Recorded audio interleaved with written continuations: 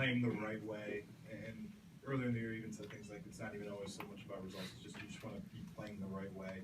Right now, it's just about results. The way the West is, and if you have a game where you don't play your best, that just get your win, and you kind of worry about that other stuff later. I wouldn't say it's just about results, but we'll take the win. It's about playing the right way. Still, I mean, especially at this time of the year. But the biggest thing for us is they were playing hard. They were hitting shots. They were hitting tough shots. The biggest thing for us is just not to splinter, just to stay with it, stay with the game plan, stay on each other, trust each other, and ultimately get the win. And we slipped a little bit there, but at the end of the day, we're going home with a win, and that's what we need right now. How's your shoulder feeling after going into the sideboards? Oh, it's all right. It's just like a gash. It's not like a injury or.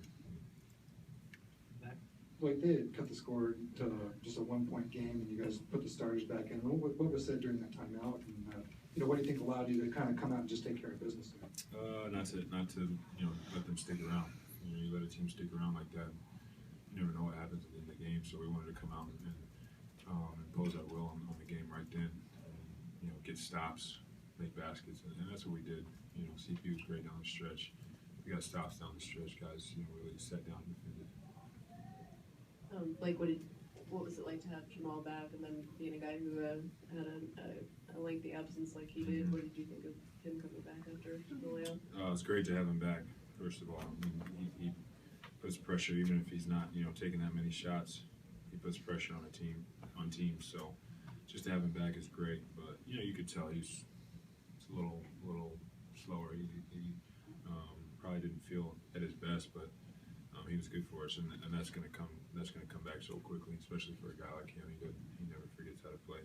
So we just want to keep him coming along and not push him too much because we need him in the playoffs more than anything. Blake, as you've established this jump shot over the course of the year, have defenses adjusted to it yet, to where they're respecting you as a shooter? And then I guess kind of secondly, has it changed the way that teams can kind of guard the pick and roll? Or is it giving you guys more options off the pick and roll? I don't know if people respect it or not. I wouldn't be the one. Probably should ask them, to be honest. I really wouldn't know. I don't know what their game plans are all the time. I mean, you can tell after a little bit, but it changes things in the pick and roll. Hopefully it opens up the floor a little bit for our team. Offensively, keeping DJ down low and not just shooting, but trying to make plays. CP draws 2, and then if we move the ball quickly enough, it's 4 on 3. You catch that ball at the free throw line. So I don't know. I'm just trying to still find that right rhythm and that right mixture of driving and shooting. When you started to add this shot this has been a process over a couple of years. Was ever longevity something in your mind that you thought, to play in this league 15 years is something I'm going to have to do to just avoid the kind of pounding I take? Or was it more just that's kind of icing and I want to become more well-rounded? Yeah, I want to be a better player. That's pretty much what drives everything I do, just to be a better player. It might help with longevity, but you never know. Sometimes you can't control that. So my thing with that is I feel like that's what I needed to work on, and that's what I really put a lot of time into, along with some other things. So that's what it's about. Blake, you have 3 games left in the season. How is this team now compared to last season at this point? We're a much different team. We even though we have kind of the same core, the same starting 5, and a couple guys off the bench, we're a different team. So I don't know how I can really compare those two.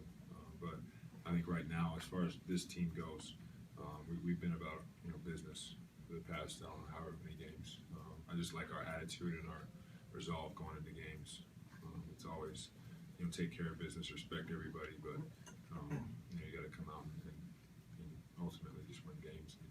That's all you can care about. Last question, Melissa. After you guys played the Warriors at home recently, I know you voiced some frustration that at times it seemed as though the Warriors Lakers fans were louder than the Clippers fans. You know, I know tonight's a different situation, but was that a bit frustrating? I didn't say that they were louder. I said it felt like we weren't at home. Our fans who are here are great, but it's hard when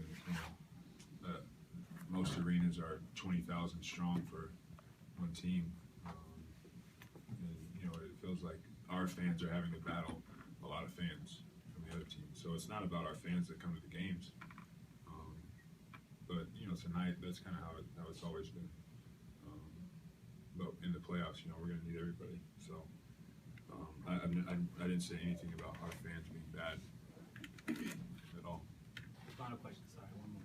Obviously, you guys are playing great, but what area would you like to see the team improve on heading into the playoffs? Consistency on defense. I mean, we've been better than we have been, early in the season, but I think we can still take it up another notch and really sit down and really make it tough for teams to score. That's what it comes down to in the playoffs. It's much more of a half-court game, and we're going to need to really trust each other and be on the string.